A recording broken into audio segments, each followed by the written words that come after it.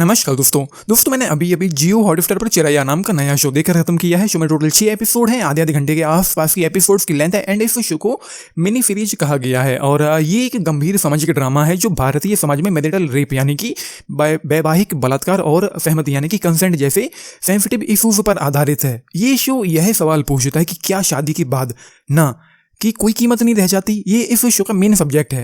यह शो इस कड़वी सच्चाई को उजागर करता है कि शादी का मतलब किसी की मर्जी के बिना शारीरिक संबंध बनाने का लाइसेंस नहीं है। यहाँ पर इस शो की कहानी के बारे में, किरदारों के बारे में मैं अगर बताने की कोशिश करूँ तो कुछ यूं है कि कमलेश यानी कि प्लेड बाय दिव्या दत्ता के कैरेक्टर के आजू बाजू ये शो घूमता है, जो एक आदर्श बहू है, लेकिन उसकी दुनिया तब बदल जाती है जब उसे पता चलता है कि उसकी देवरानी पूजा प्लेड बाय प्रसन्ना बिष्ट अपने ही विवाह में यौन शोषण का शिकार हो रही है। कमलेश अपनी परिवार की मर्यादा और अपनी देवरानी पूजा के हक के बीच फंस जाती है। यह शो दिखाता है कि कैसे वह इस चुप्पी को तोड़कर न्याय के लिए खड़ी होती है।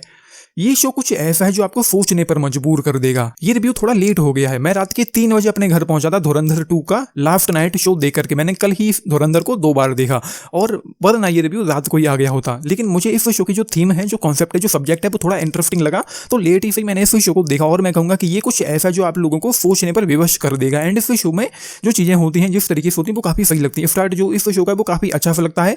एंड वो वाला मोमेंट आता है जब बिना कंसेंट के वो चीज़ें होती हैं। फर्स्ट एपिसोड के एंड होते होते तो वो मतलब मुझे उसने झकझोर के रख दिया था। कुछ ऐसा हो रहा था कि जो मुझे देखना तो था बट मैं उसको झेल नहीं पा रहा था। वो कुछ ऐसा था जो मुझे आई डोंट नो मैं कैसे अपने शब्दों में उसको एक्सप्लेन करूं। जब आप लोग देखें तो शायद आप लोग उसको समझ पाए। मेरे लिए भी वो थोड़ा ट्रॉमेटिक था।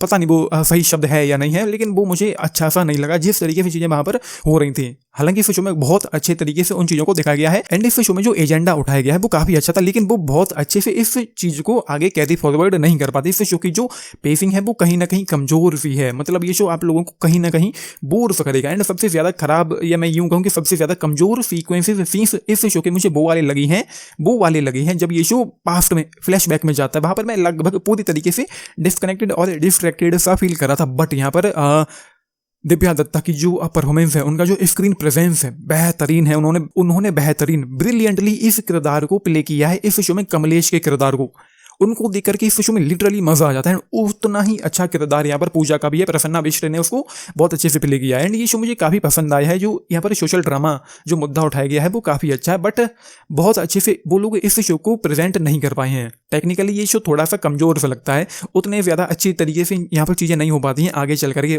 बहुत ज़्यादा इंगेजिंग नहीं है। एंड फिर ये भी ये शो बताता है कि कानून में ऐसा कोई प्रावधान नहीं है कि अगर कंसेंट ना हो उसके बाद ये चीज़ें हों तो उसके खिलाफ कोई केस किया जा सके। लेकिन उसको लेकर के बहुत सारी चीज़ें हैं जो यहाँ पर बताना मुमकिन नहीं है। मतलब ये जो चीज़ें होती हैं कंसेंट और नॉन कंसेंट, ये 2 लोगों के बीच एक कमरे के अंदर होती हैं। अगर ऐसा कोई कानून बना भी दिया जाए कि मर्जी के बिना ये चीज़ें नहीं होंगी, अगर होंगी तो उसके अगेंस्ट लीगल एक्शन लिए जाएंगे, तो ये प्रूफ कौन करेगा, ये सबूत कौन देगा कि उसने जो जब किया तो उसका कंसेंट था या फिर कंसेंट नहीं था। इसको लेकर के कौन प्रूफ दे पाएगा।